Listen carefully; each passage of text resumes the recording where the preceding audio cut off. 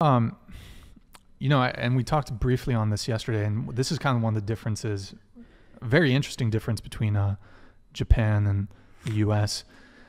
So I saw this documentary, I think it was in 2006, 2007, called The Great Happiness Space. Oh, yeah. It's about host clubs. And I think you said you were familiar with it. And are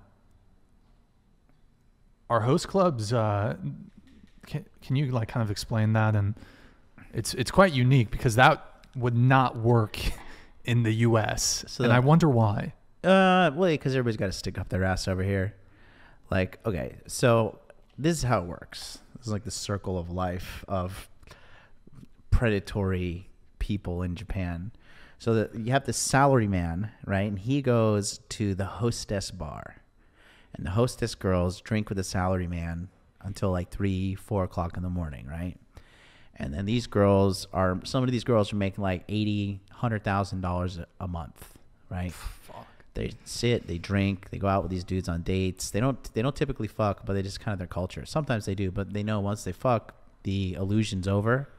The spell that she has cast over the man is broken by the reality of sex, right? So what those girls do is a lot of those girls are damaged and they have to deal with a lot of depravity and shit, So when their work's over, guess what they want to do?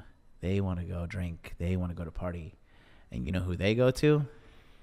They go to the boys at the host clubs. And so those girls take the money from the salary men, and then the host guys are the real pimps, and then they get the money from the hostess girls because the hostess girls go to the clubs after and drink till like 5, 6, 7, 8, 9 in the morning. And yeah, the guys just make them have a good time. You have to be very upbeat, energetic. It's a very Japanese thing. You have to be really good at talking. You have to look good. You have to be really good at seducing the other person and talking to them so that they would enjoy the conversation specifically for their benefit, not the person talking. They teach you really how to like get into that person's head and start pulling their money out. It's a fucking dark game, bro. But a lot of the girls who go to the hostess guys too are also sex workers, right? Actual sex workers. Yeah. There's like girls that work at titty bars, blowjob bars, fucking sex soap lands, and when they're done, they'll go hang out with a host as well. And then these hosts clean up too. These dudes are making like 100 G's a month and stuff. Wow. It's a lot of work. You're drinking like 5, 6 days a week. Yeah, I remember that from the documentary. A lot of these guys drink a ton. Yeah. A ton. That's how they make their money. They get the girls to buy bottles or whatever. And yeah. They do like I forgot what they do. They do like I forgot what it was. Like a champagne toast. Like 20 bottle champagne toast. Yeah. Yep. Yeah.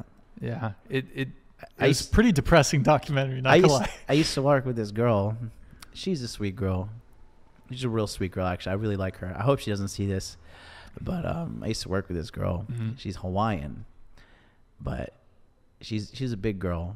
And she like fell in love with going to these host clubs. And she got into like credit card debt and was just like addicted to going and seeing these guys. And she was like a couple of G's in the credit card debt for going to this stuff. Fuck. Yeah.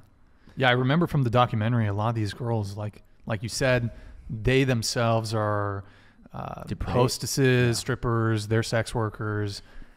All the money they earn, they're looking for that connection or whatever, some sort of either entertainment or connection with a guy.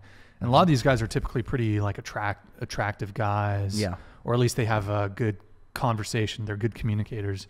And they spend a ton of money on them. It's very interesting. And I don't think the demand, clearly there's no demand for that really in the U.S., which is very stark difference. I think it's there. It's just not present. It's not publicly known.